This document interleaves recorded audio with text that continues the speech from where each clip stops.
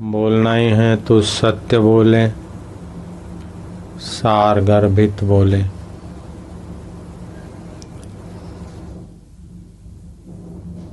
भगवत परक बोले, शांतिप्रद बोले, सुखप्रद बोले।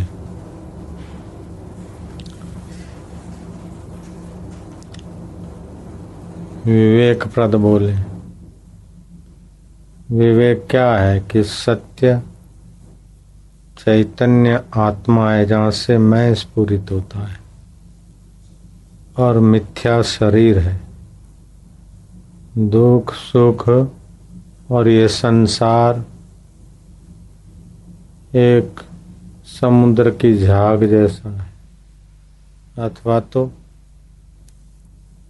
बड़ा दलदल है। जो भी आता है इसमें से निकलना चाहता है तो और घुसता है। अति तुच्छ है।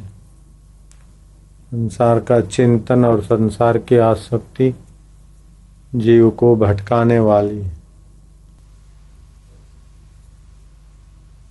इसलिए भगवत चिंतन और भगवत आसक्ति, भगवत प्रीति बड़े ऐसा बोलना चाहिए। संसार की आसक्ति मिटे ऐसा सोचना और बोलना चाहिए। जितना समय संसार के व्यवहारों में लगाते हैं अंत में कुछ नहीं मिलेगा। अंत में कुछ हाथ में लगने वाला नहीं। संसार के पीछे कितना भी खप जाओ, डॉलर इधर ही छोड़ के मरना है, शरीर इधर ही जलाना है। आपको क्या मिला? बोलने की अपेक्षा न बोलना उत्तम है। अगर बोलना ही है तो भीष्म जी कहते हैं युधिष्ठिर को कि सार गर्भित बोले, सत्य बोले, प्रिय बोले, हितकर बोले। जैसे समुद्र की झाग में कुछ रखा नहीं, दलदल में कुछ रखा नहीं, ऐसे ये संसार एक बड़ा दलदल है अथवा झाग है, देखने भर को है। बचपन के खिलौने, खुशियां, गमियां सब झाग की नाई गायब हो गई। किशोर अवस्था के सारे खेल गायब हो गए। जवानी के दिन भी ऐसे ही खपे जा रहे हैं। तो जिसके पीछे अज्ञानी लोग खप रहे हैं उस संसार में कोई सार नहीं है। संसार का सार क्या है कि संसार का सार शरीर है। शरीर है तो तुम्हारा मकान, दुकान, दस्तावेज माना रखते। मर गए तो दस्तावेज क्या करेंगे? रुपया पैसा क्या करेगा? संसार का सार शरीर है। शरीर का सार इंद्रियां हैं। देखना, सूंघना, चखना, सुनना और स्पर्श करना, और कर्म इंद्रियां। इंद्रियों का सार मन है। अगर मन सो गया तो इंद्रियां भी कुछ। मन का सार बुद्धि है। बुद्धि का सार चिदावली, और चिदावली का सार वो चैतन्य मेरा आत्मा है। उस सार में टिकना ही सार है। संसार असार समझना ही सार है। संसार अनित्य समझना ही सार है। परमात्मा नित्य शुद्ध बुद्ध आनंद स्वरूप ऐसा समझना ही सार है। इसलिए परमात्मा में मन लगाए, परमात्मा के जप में लगाए, परमात्मा के ज्ञान में लगाए, परमात्मा की प्रीति में लगाए और परमात्मा की प्रसन्नता के लिए सेवा कार्य करें। ईमानदारी से अगर आप सेवा कार्य करते हो तो आपको वैराग्य आएगा। ईमानदारी से आप धर्म का अनुष्ठान करते हो तो संसार तुच्छ लगना ही चाहिए। अगर संसार तुच्छ नहीं लगता तो आपने सेवा नहीं किया है।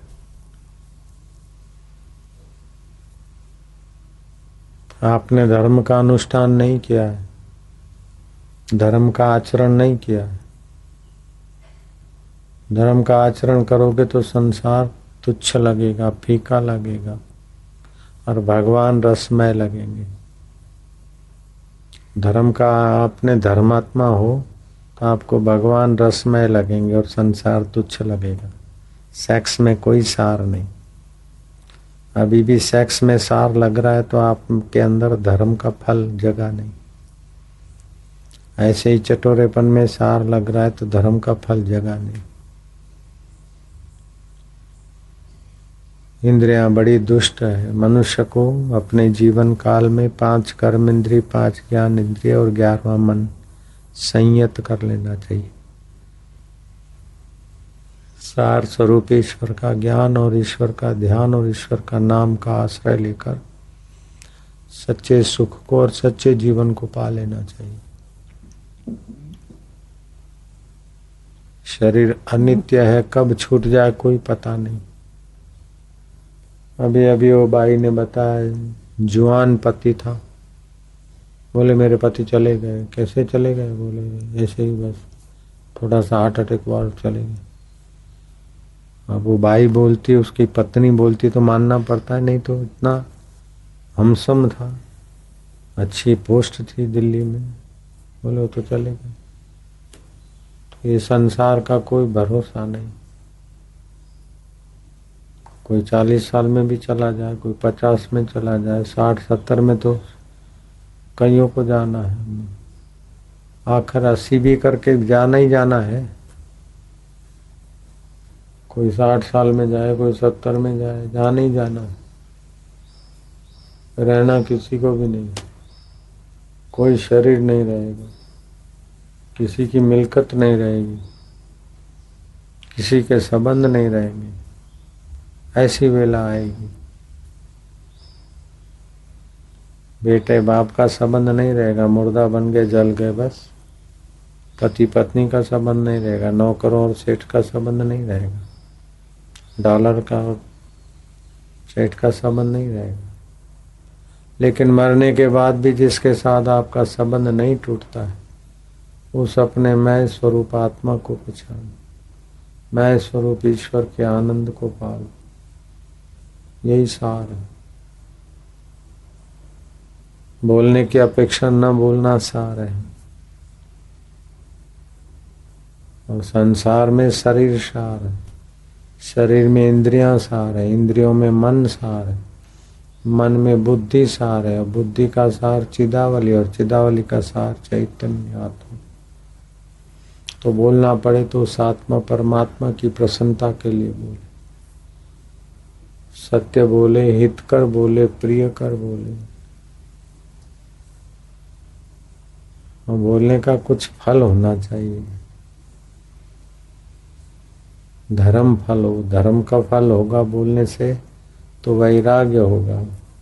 धर्म ते विरति, योग ते ज्ञान, ज्ञान ते मोक्ष पाए पद निर्वाण।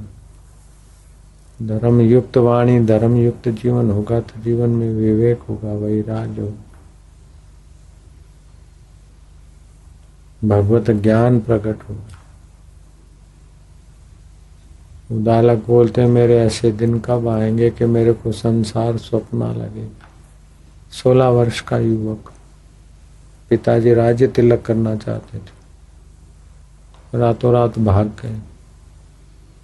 राज्य तिलक करेंगे, पिताजी बूढ़े हो गए, अब खुद एकांत में शांति लेने जाते हैं और मेरे को राज्य संभालना पड़े। क्यों न मैं ही परमात्मा को पहले पालूं।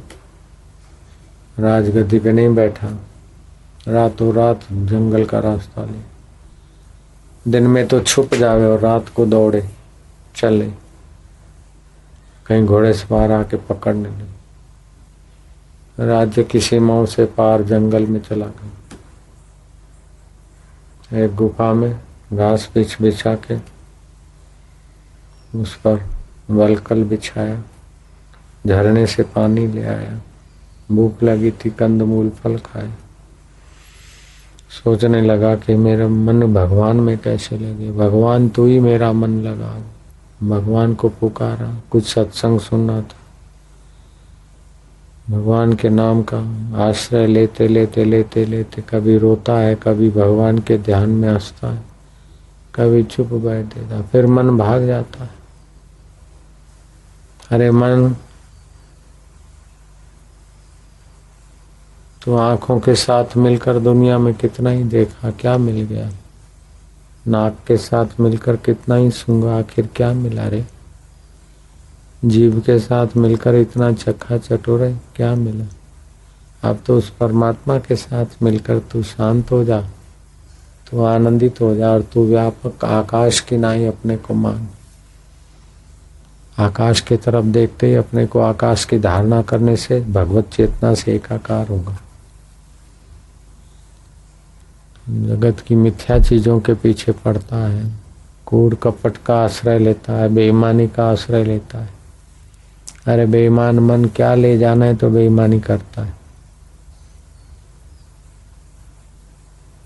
धर्म का अनुष्ठान करेगा तो वैराग्य होगा, बेईमानी करेगा तो राग बढ़ेगा। कपटी आदमी का राग द्वेष और वासना बढ़ती है बेईमान आदमी की, और सच्चे आदमी के वैराग्य त्याग और भगवत भक्ति बढ़ती। उदालक सच्चाई से भगवत भजन करते तो उदालक को कभी अश्रुपात होने लगता। 16 वर्ष का युवक कभी हास्य हुए, कभी मन को बोले कि ऐसे दिन कब आएंगे कि संसार की नश्वरता देखकर मैं हंसूंगा। मेरे ऐसे दिन कब आएंगे कि अपने योगी आत्मा को पाए हुए महापुरुष जहाँ विश्रांति पाते हैं, ऐसे परमात्मा में विश्रांति पाऊंगा। ऐसे करते करते उसकी धारणा शक्ति बढ़ गई, प्रकाश प्रकाश दिखा।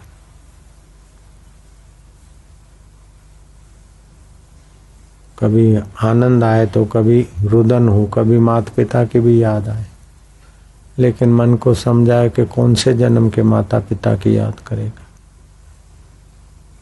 अगले जन्म के कोई माता पिता थे, उसके पहले कोई थे, किस किस माता पिता को याद करे। माता पिता में भी वही परमेश्वर है जो अभी यहाँ बैठा है। तुम्हें वो माता च पिता तुम्हें, माता भी प्रभु तू ही है, पिता भी तू ही है, लेकिन ये चंचल मन उधर भटकता है। ऐसे करके भगवान को प्रार्थना करके उदालक मन को भगवान में ले आते थे। उदालक को तो सत्संग नहीं करना पड़ता था, तो संलग्न सातत्य रहता था ध्यान में। हम कल शाम को इधर आने का विचार कर रहे थे, संध्या का समय था, थोड़ा दिया जला के बैठे, फिर हमने टेलीफोन से मना करके भेज दिया। बोलने की अपेक्षा न बोलना अच्छा है, और बोलना ही पड़े तो सार गर्भित बोल, बाकी की बातें। ओम उदालक को परमात्मा की प्राप्ति हो, रिद्धि सिद्धियां आई। उदालक उनके चक्कर में देवता लोग आए, सराहना किया। उदालक को अहंकार नहीं आया। ब्रह्मा विष्णु महेश जिस परम पद में है उसी में उदालक स्थित हो गए। फिर तो विचरने लगे, कभी कहीं कभी कहीं, कहीं सात्विक जगह राज लेना देना, फिर उदालक के लिए खेल बन गया। एक बार परम पद को पा लिया, बाद में फिर निर्लेप नारायण में जगमगाता रहा उनका चित्त। जब 16 वर्ष का राजकुमार राजपाट को लात मार के भगवत प्राप्ति कर सकता है, शिवाजी महाराज गला डूब व्यवहार में भी समय निकाल के समर्थ के चरणों में भगवत प्राप्ति में सफल हो गए। जैसे समुद्र की झाग अथवा दलदल अथवा सपने की दुनिया, ऐसा ही तो जगत है। इसका चिंतन करना, क्या करूं, पत्नी कहना नहीं मानती, अच्छी बात है। आसक्ति मिटी, क्या करूं, बेटा ऐसा हो गया, अच्छी बात है। ये भगवान की कृपा है आसक्ति मिटाने के लिए। क्या करूं, पति ऐसा है, बहुत अच्छा है। अगर मन चाहा सब हो जाते तो आप फंस जाते अपन। ये उल्टा होता है तो समझो भगवान की कृपा है। वैराग्य दे रहे हैं भगवान, विवेक दे रहे हैं। जो हुआ बढ़िया हुआ। बोले बेटा जुआरी बन गया, शराबी बन गया, कबाबी बन गया, फैक्ट्री बेच दिया, अब दलाली करता है, अच्छा हुआ। उसको कमाई नहीं हो रही, बोले अच्छा हुआ। हमारे सिर पे पड़ा है, बोले अच्छा हुआ। अच्छा होने से जितना राग में आदमी फंसता है, बुरा होने से वैराग्य होता है।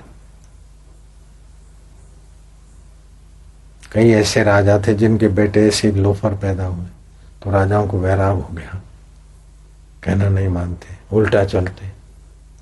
तो बोले भगवान की कृपा है, जो बेटा मनमाना होता तो उसमें मोह ममता होती, विपरीत हुआ, अच्छा हुआ, चलो ईश्वर मेरा मन में आसक्ति थी वो भी तोड़ दी। और कहीं बेटा अच्छा हुआ तो बोले भगवान की दया है, मेरा टेंशन हटा दिया, अच्छा है संभाल रहा है तो मेरे को भजन में ज्यादा लगना चाहिए, और बुरा है तो मुझे वैराग्य करके भजन में लगना चाहिए। बस भगवत प्राप्ति सार है। कौन किसका बेटा, कौन किसका पति, फेरे फिरे पति हो गया है, शरीर से पसार हुआ बेटा हो गया, लेकिन शरीर भी तो अपना नहीं है भैया। किससे ममता करोगे, कब तक करोगे? ममता करनी तो उस परमेश्वर से, राम से करो। तुलसी ममता राम से, समता सब संसार, राग न द्वेष न दोष दुष्क, दास गए भोपाल। अपने आत्म राम परमात्मा से ममता करो, बाकी यहाँ कहीं ममता करने जैसी नहीं। संसार तेरा घर नहीं, 2-4 दिन रहना यहाँ। ब्रह्मा जी के तो 2 क्षण, तुम्हारे तो 2 जन्म बीत जाएंगे। देवताओं के 25 दिन, तुम्हारे 25 साल। 2-4 हफ्ता देवताओं का जिंदगी है आपकी, और क्या है? देवताओं के 10 हफ्ता बस हद हो गई, तुम्हारे 80 साल पूरे हो गए। 80 जीना मुश्किल है, इस चाल से 80 नहीं रह सकते। 10-5 साल में तो क्या है, 4 दिन की जिंदगी, हाय हाय डॉलर डॉलर छा कबा छड पच्चर यही रहते, बहुत ही करे ही भी करना है। कब करना है? कई जन्मों तक किया, जरा वो भी करना है, जरा वो भी देखना है। अरे जिससे देखा जाता है उस परमात्मा को पाले, उदालक की नाई, बुद्ध की नाई। पहले ईश्वर को पालो, फिर करते रहना। ओम ओम। हाँ जी।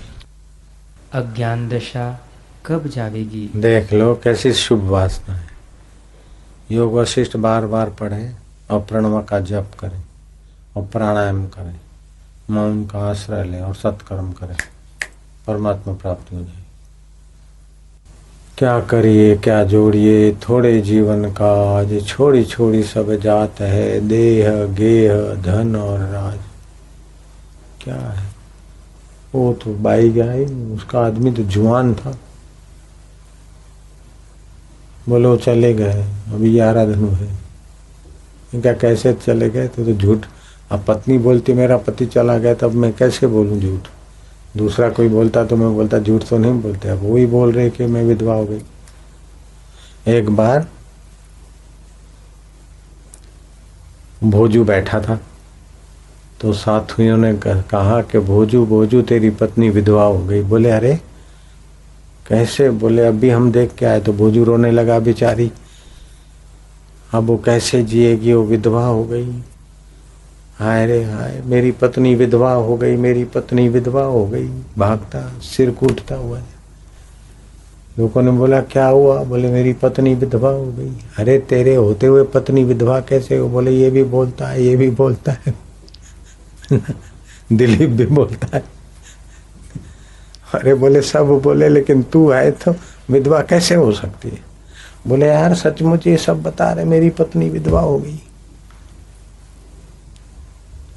बोले तेरे होते हुए तेरी पत्नी विधवा नहीं हो सकती, ऐसे ही तेरा आत्मा होते हुए तू विधवा नहीं हो सकती। पति शरीर चला गया पति का, तो ये बाहर लौकिक शरीर विधवा हुआ, लेकिन तू विधवा नहीं हो सकती। तेरे होते हुए तू विधवा नहीं हो सकती। जैसे तुम्हारे होते हुए तुम्हारी पत्नी विधवा नहीं हो सकती, ऐसे तुम्हारे आत्मा होते हुए तुम भी विधवा नहीं हो सकते, विदुर भी नहीं हो सकते।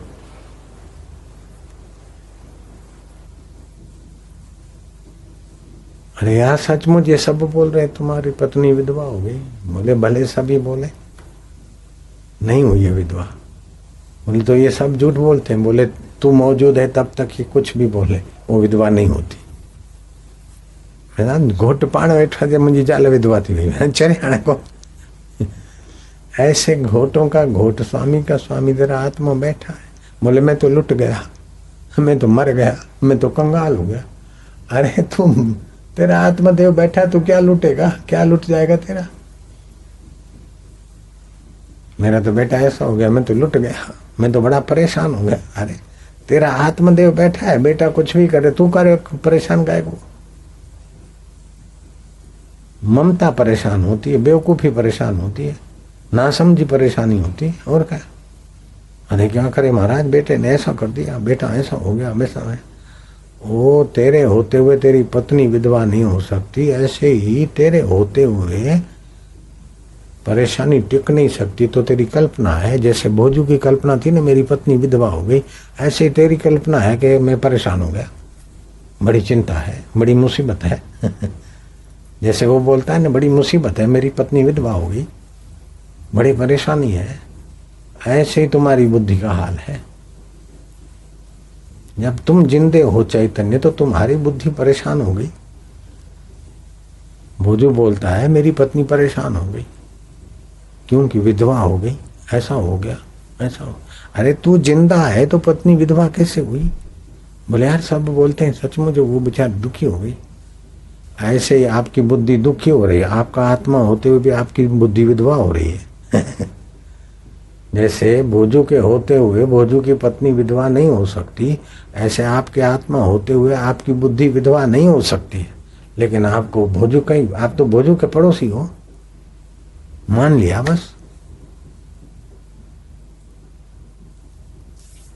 पति के होते हुए पत्नी विधवा नहीं हो सकती, ऐसे ही तुम्हारे आत्मा के होते हुए तुम्हारी बुद्धि के हूं तो बस मैं तो मर गया, मेरा बेटा कहना नहीं बनता, मेरा बेटा ऐसा हो गया, वैसा हो गया, कुल खानदान का नाम गंवा दिया।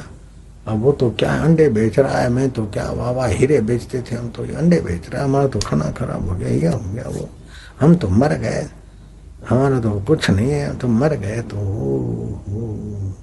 जैसे पति के होते पत्नी बोले, पति बोले मेरी औरत विधवा हो गई, तुम ऐसे ही खेल खेल रहे हो। हाँ ये क्या करें, बेटा ऐसा हो गया, क्या करें? जिस चिंतन से दुख पैदा होता है तो समझ लो आप उल्टा चिंतन कर रहे। जिस चिंतन से दुख और चिंता बढ़ती है तो वो सुधरेगा नहीं बेटा। आप ईश्वर पे छोड़ के निश्चिंत हो जाए तो बेटा अपने आप रास्ते पे आएगा। बेटा रास्ते पे आएगा तो आसक्ति न कर लेना, और रास्ते पे नहीं है तो विधवा मत हो जाना तुम। उसकी तो औरत विधवा हो गई, तुम खुद ही विधवा हो रहे हो। नारायण हरि। तुलसी ममता राम से, ममता करो अपने आत्म राम से, समता सब संसार। कोई संधि के लिए, कोई विग्रह के लिए दिन रात सब कुछ न कुछ प्रयत्न कर रहे, किसी को कुछ समझ में नहीं आता। सुख की लालच में और दुख के भय से भयभीत होकर सब भागे जा रहे हैं। सब कुछ करने के बाद भी समस्या ज्यों की त्यों बनी। एक समस्या हटी न हटी तो दूसरी आ गई, दूसरी हटी न हटी तो तीसरी आ गई, और जीवन पूरा हो जाता है, कोई सार मिलता नहीं है। और एक दो नहीं, 100 200 लाख 2 लाख करोड़ 2 करोड़ नहीं, सारी मानवता इसी चक्राव में है, बेचैनी में है, पाने में है, संभालने में है, संधि में है, विग्रह में है, कुछ न कुछ में लगे हैं। आखिर क्या है? कोई रास्ता नहीं है। इतना करने के बाद भी दुखों का तो अंत नहीं हुआ। इतना करने के बाद भी शाश्वत जीवन नहीं मिला, कोई सत प्रेरणा नहीं है, सच्ची प्रेरणा नहीं। देखो तो मजहब अलग अलग, धर्म भी अलग अलग, संप्रदाय अलग अलग, और हर संप्रदाय के, हर धर्म के, जैसे हिंदू धर्म में भी अलग अलग आचार्यों के विचार अलग अलग, ईसाई धर्म में अलग अलग अपनी ढपली अपने राग वाले, इस्लाम धर्म में भी, मुसलमानों में भी अलग अलग विचार भाव। वो बोले इसको मानो तो मुक्ति होगा, वो बोले ऐसा करो तो ठीक है। घर में भी देखो तो पत्नी कहेगी ये ठीक है, पति बोलता है नहीं ये ठीक है, पड़ोसी बोलेंगे ये ठीक है। बबलू बोलता है कि बहन पानी पीने गई, वापस क्यों लौट के आई? बोले मम्मी पापा लड़ रहे थे, बोल रहे थे पापा कि मैंने शादी करके बड़ी गलती की। तो मम्मी क्या बोल रही थी? मम्मी बोल रही थी मैं तो सिर कूट रही हूँ, तुमने तो क्या गलती की, मैंने अपना जीवन बर्बाद किया। तो मम्मी भी बोलती है मैंने शादी करके बड़ी गलती की, पापा भी बोलते गलती की। मुन्ना बोलता उनको पछताने दे, मेरे को पूछ के अगर करते तो ये हाल नहीं होते। तो सब अपनी अपनी सीख भी देने वाले बैठे हैं कि तुमने ये गलती की, अगर मेरे से पूछते तो नहीं होती। लेकिन तुमसे पूछते तो वो गलती नहीं होती, लेकिन तुम भी बिना गलती के कहाँ हो बेटे? तुम भी कहाँ निश्चिंत हो? तुम भी कहाँ शाश्वत हो? ऐसे ही बोले फलानी पार्टी हार गई, उसके हार का कारण ये है, अगर ऐसा करते तो ऐसा नहीं होता, ऐसा करते तो ऐसा नहीं होता, अब ये करना चाहिए वो करना चाहिए। तो तुम जो दूसरे को सलाह दे रहे हो तो तुम्हारा अपना घर, अपना ऑफिस, अपना जीवन भी तो डामाडोल है। जो दूसरों को समझा सुधार रहे हैं, बता रहे हैं, तो उनके पीछे भी तो यही है। तो आखिर कोई सत्य मार्गदर्शन नहीं है, कोई ठोस इलाज नहीं है। नौकर बोलता है कि सेठ जी ने ये गलती की, सेठ बोलता है नौकर ने ये बेवकूफ़ी की। आखिर से सब भूल भुलैया में सभी एक दूसरे को सीख देते हुए अपने को निर्दोष बनाए जा रहे हैं, लेकिन वे भी निश्चिंत नहीं है। जो नौकर सेठ को कहते हैं कि सेठ ने ये गलती की, ये गलती की, अगर हम होते तो ऐसा करते, लेकिन नौकर अपने घर में भी तो सुनिश्चित नहीं है। और सेठ बोलते नौकर बेवकूफ़, ऐसा है ऐसा है, हम होते तो ऐसा करते। तो सेठ भी तो अपने आप में पूर्ण नहीं है। तो नेता बोलते जनता ऐसी है, ऑफिसर बोलते हैं कि पब्लिक ऐसी है, पब्लिक बोलती है ऑफिसर ऐसे हैं। आखिर इस समस्या का समाधान कहाँ?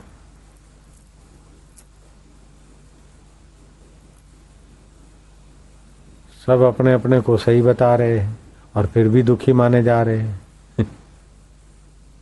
सब एक दूसरे को सीख दे रहे हैं, एक दूसरे को बेवकूफ़ मान रहे हैं, अपने को सियाना मान रहे हैं, और वे सियाने भी चक्राव से मुक्त नहीं है। माना बोलता कि पापा ने गलती की, पछता रहे हैं, मम्मी ने भी पछताना है क्योंकि मेरे से पूछ के शादी नहीं की। तो लेकिन मुन्ना तू का निर्दोष ज्ञान में टिका है, तेरी भी तो अपनी ढपली अपना राग है। एक पतंग चला गया तो परेशान होता है, किसी ने चवन्नी ले ली तो तू भी तो रो रहा है। तेरे को मम्मी पापा पूछते तो तू किसको पूछ के सुखी हुआ? तो सारा संसार इस चक्राव में नहीं है क्या? तो आखिर क्या समाधान है? क्या कोई मार्गदर्शक नहीं है, कोई सहायक नहीं है, कोई सच्चा जीवन नहीं है, कोई सच्चा सुख नहीं है, कोई सच्चा प्रेरक नहीं है, कोई सच्चा रास्ता नहीं है? आखिर क्या है? बोले सच्चा जीवन है, सच्चा प्रेरक है, सच्चा रास्ता है, सच्चा सुख है, और वो दूर भी नहीं है, भविष्य में मिले ऐसा भी नहीं है, और तुम उससे अयोग्य हो ऐसा भी नहीं है, और उसके लिए फीस चुकानी पड़ेगी ऐसा भी नहीं है। वो हाजरा हजूर जागंदी ज्योत, वो परमेश्वर तुम्हारे दुख में भी तुम्हारा साथ देता है, सुख में भी देता है। तुम राजोगुणी होते हो तभी भी तुम्हारा साथ देता है, तमोगुण में हो तभी भी वो ज्ञान देता है, सतोगुण में हो तभी भी, मोह माया में पड़ रहे हो तभी भी वो रोकता टोकता है, लेकिन वासना के दबाव में लिपस जाते हैं। फिर वो सावधान भी होते, वो करता है, वो परम सुहृद है और वो तुम्हारा कभी साथ छोड़ नहीं सकता। वो ऐसा प्यारा है।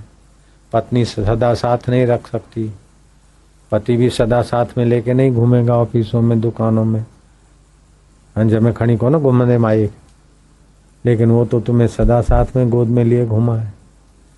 जीव को ईश्वर ने अपने गोद में ले रखा है, जहाँ भी जाए साथ में ही है और परम सुहृद है, परम प्रेमास्पद है, परम ज्ञान स्वरूप है, परम समर्थ है। बच्चा अपना हित किस में है ये नहीं जानता जितना माँ जानती है, और बच्चे में अपने हित का इतना सामर्थ्य नहीं जितना उसकी माँ में है। ऐसे ही माताओं की माता, पिता का पिता, परमात्मा हमारा जितना हित जानते उतना हम नहीं जानते, और परमात्मा हमारा जितना हित कर सकते उतना हम अपना हित नहीं कर सकते। तो वो सदा प्रेरणा देता है, सदा साथ में है और परम हितैषी है। तो फिर समस्याएं क्यों? कि समस्या है कि हम उसकी शरण जाने में हिचकिचाहट करते हैं, शरण नहीं जा सकते। हम अपनी वासनाओं की शरण चले जाते हैं, अपनी मान्यताओं की शरण चले जाते हैं, अपने अहंकार की शरण चले जाते हैं। मैं ये करूँगा, मैं ये पाऊँगा, मैं इसको ठीक करूँगा। जब सृष्टि उसी की है तो ठीक करना तेरे जिम्मे कहाँ है बेटे? कर्म का नियामक वही है, कर्म का प्रेरक वही है, कर्म का फलदाता वही है। तो तू ईश्वर की सृष्टि में ईश्वर का हरीफ क्यों बनता है?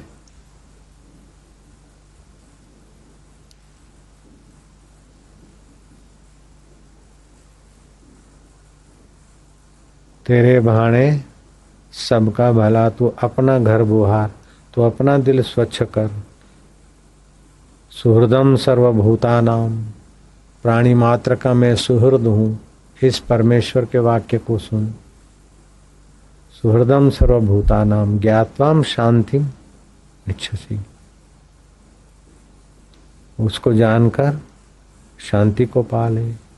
भगवान मेरे सुहृद हैं, मेरे प्रेरक हैं, मेरे कर्म के नियामक हैं, कर्म के फलदाता हैं। जैसे मेरे हृदय में ऐसे सभी के हृदय में है, और सभी के वो सार संभाल लेने वाले हैं। बेटे का क्या होगा, पत्नी का क्या होगा, दुनिया खराब हो गई, ये अपने दिमाग से निकाल दे।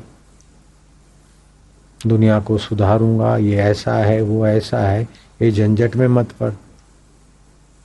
मैं बुरा हूं, मैं भला हूं, इस झंझट में मत पड़। मैं किसका हूं इसको खोज ले, मैं किसका हूं इसको खोज ले। जिसके हो उसी में शांत हो जा, तो उसी की शरण हो जाएगी।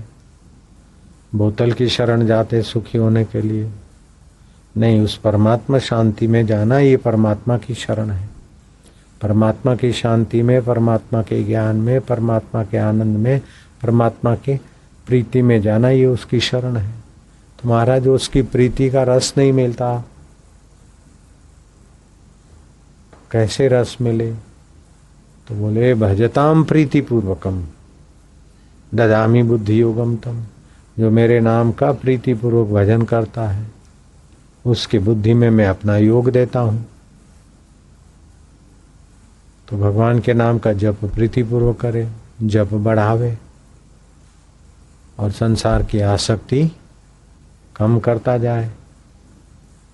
और पैसे में प्रीति, परिवार में प्रीति, चटोरेपन में प्रीति, लेकिन जीव को कितना ही चखाया, आखिर तो राख में मिल जाएगी। ये शेषना इंद्रिय को काम विकार का कितना भी भोग दिलाया, आखिर तो निस्तेज बना देगी।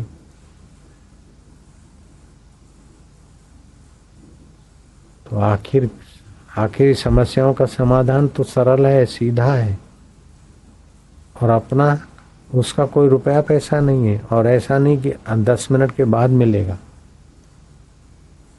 ऑफिस में तो साहब 10 मिनट के बाद मिलेगा, 2 दिन के बाद मिलेगा, लेकिन सारे साहबों के बाप का बाप तो हाजरा हजूर बैठा है। और उससे जब स्नेह करके मिल के जाते तो बाहर का सांप भी अनुकूल होता है। अगर उसकी आवाज़ को दबा के और उसकी खुशामद करने जाते तो वो भी मान जाता है कि ये तो ऐसे ही है, अच्छा दूसरी बार आना, धक्के खिलाएगा। तो अपने साहब से मिलना सीखो। साहेब तेरी साहेबी घट घट रही समाए, जैसे मेहंदी बीच में लाली रही छुपाए। मेहंदी के पत्ते हरे हैं लेकिन लाल लाली छुपी है, ऐसे ही शरीर नश्वर है उसमें शाश्वत छुपा है। शरीर अनित्य है उसमें नित्य छुपा है। शरीर जड़ है लेकिन उसमें चेतन छुपा है। जड़ पलकें उस चेतन की सत्ता से चल रही, जड़ फेफड़ों की धोकनी उस चेतन की सत्ता से चल रही। और वो चेतन है तो ज्ञान स्वरूप भी है और सुख रूप भी है, प्रेरणा रूप भी है, सर्वसमर्थ भी है, कर्म का नियामक भी है, कर्म का फलदाता भी है। लेकिन फलदाता होने पर भी परम उदार है, परम दयालु है। नृग राजा ने गौवें दान की थी, बड़े बड़े यज्ञ किए थे, स्मार्त कर्म किए थे। छोड़ के मर जाए इसलिए करो, यज्ञ करो, दान करो, कुछ तो करो ताकि काम आए। तो कहने का तात्पर्य नृग ने कितने कर्म किए थे, थोड़ी गलती हो गई तो क्रिकेट हो गया, लेकिन भगवान के नाम वाला अजामिल नाम लेने से तर गया। तो सत्कर्म करे, उसमें भगवान की सत्ता ले, भगवान के नाम का आश्रय ले, भगवान की कृपा प्रसादी को स्वीकार करता हुआ जपे। तो भगवान नाम लेना, दूसरों से लिवाना, ओ कलयुग के दोषों को दूर करता है। सतयुग में 12-12 साल जो लोग तप करते थे, त्रेता और द्वापर में जो हवन और पूजा से फल मिलता था, वह एक दिन भगवान नाम लेने से होता है। इसीलिए अपने भारत भर में लगभग सभी आश्रमों में और समिति जो भी कराना चाहे तो जो गरीब बेरोजगार हैं उनको इकट्ठा करें और उनको भजन कराएं, फिर जिस ढंग से वो जिस भगवान का नाम लेते हो कराएं। दोपहर को भोजन कराएं और शाम को उनको उस इलाके की जो मजदूरी चलती हो दे दिया करें। अहमदाबाद आश्रम के तरफ से पैसे भेजे जाते हैं ट्रस्ट के तरफ से। तो इससे ट्रस्ट पे जो ज़्यादा पैसे रख के जाऊंगा तो ट्रस्टी और सरकार आपे दफे करे, इससे तो अभी सच्ची सरकार के नाम में लग जाए। नारायण नारायण। बाकी जो थोड़े बहुत पैसे हैं तो उसका मैं सदुपयोग करता जाता हूँ। पैसे खूटने वाले नहीं हैं, क्योंकि मुझे पक्का पता है कि भगवान कार्य में पैसे खूटते नहीं हैं। अपने आप दूसरे आते रहते, दूसरों की ज़रूरत नहीं, अपने जो लेर कीचड़ लगाया है उसको खाली करना है, फ्री होना है, फक्कड़ बनना है हमको। नारायण नारायण नारायण। तो ये जप यज्ञ जो गरीब हैं बेरोजगार है वो तो पैसे लेके जप करें, लेकिन जिनको भगवान ने रोजी दी वो तो ऐसे ही भगवान के लिए जप करें, पैसे के लिए क्यों करें? तो कितना अच्छा रहेगा।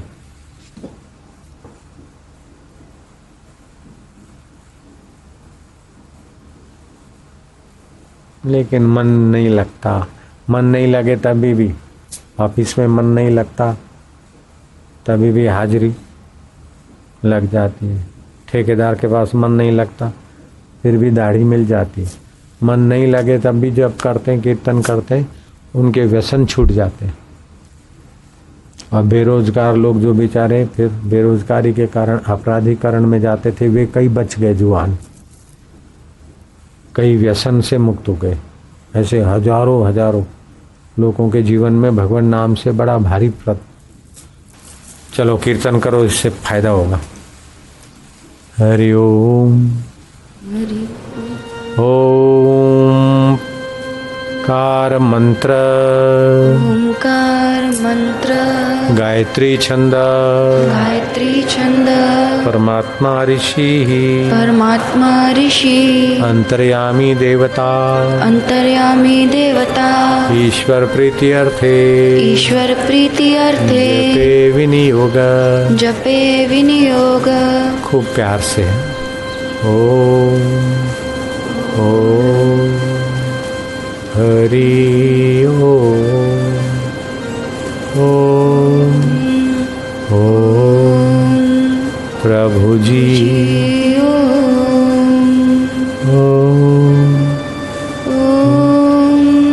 प्यारे जी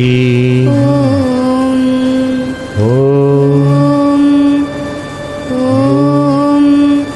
मेरे जी ओम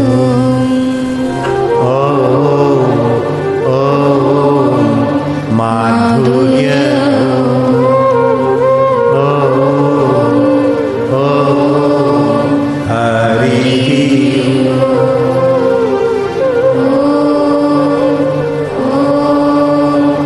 प्रभु जी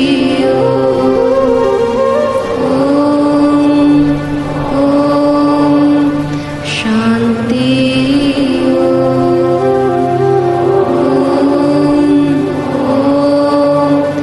प्यारे जी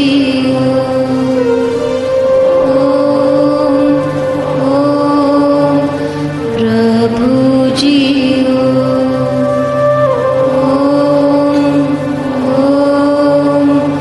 राम जी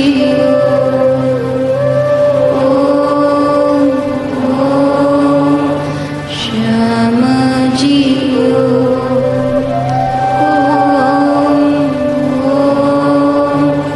आनंद ओम आनंद। तू आनंद स्वरूप था, मुझे पता नहीं था। तू मेरे साथ था, सुहृद था, माधुर्य रूप था। प्रभु तेरी जय हो। ओम माधुर्य हो। ओम आनंद हो। ओम ओम हरि ओम ओम भक्ति ओम राम जी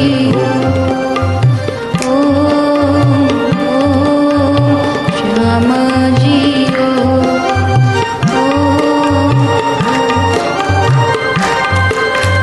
जय हो।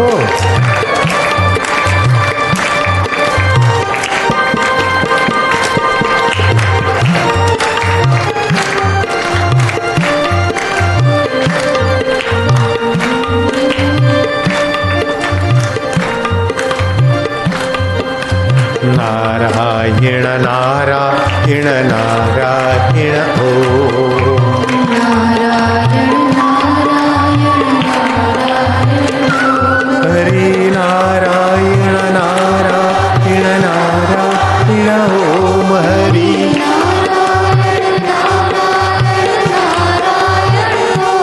शिव नारायण नारायण नारायण शिव ओम नारायण नारायण नारायण गुरु नारायण नारायण नारायण ओम गुरु नारायण नारायण नारायण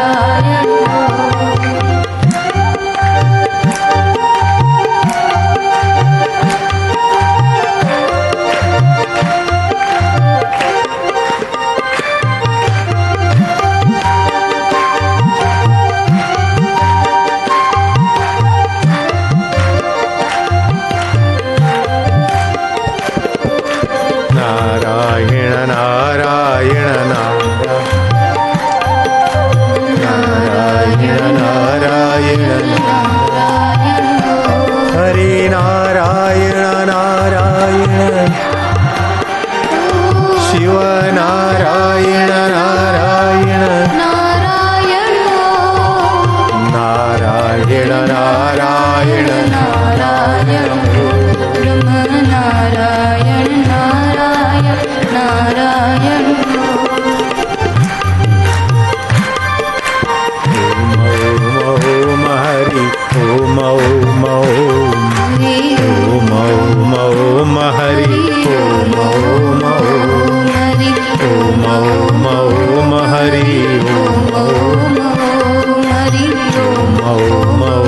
शिव ओम नारायण नारायण ब्रह्मा नारायण विष्णु नारायण नारायण शिव नारायण नारायण लक्ष्मी नारायण नारायण नारायण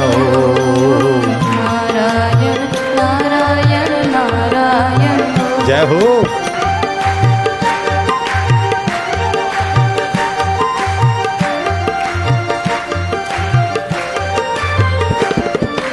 नारायण नारायण नारायण ओम हरि नारायण नारायण